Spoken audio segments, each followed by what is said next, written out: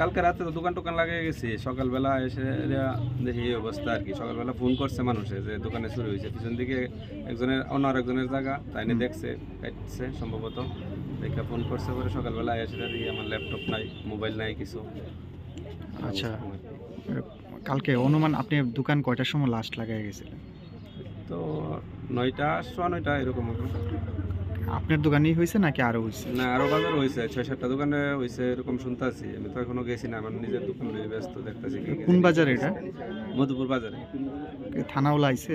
হ্যাঁ, থানার তারা আইসে, আইসেরা তো লেখা টেখা নিছে কি কি জিনিস চুরি হয়েছে। আপনার মানে কিরকম চুরি গেছে আপনার মূল্য অনুমান? 1.5-2 লাখ টাকার মতন হইব, এখনো তো ঠিক অনুমান করতে পারতাছি না। মোবাইল নিছে কিছু, আর ল্যাপটপটা না নিছে। আপনার নাম? মিঠুন রায়, বাড়ি? বাড়ি মধুপুরি। কালকে রাত্রে আমরা দোকান আমি 2টার সময় বাড়ি গেছি গিয়া, তো সকালবেলা একজন বন্ধু ফোন দিছে, বন্ধু তোমার দোকান তো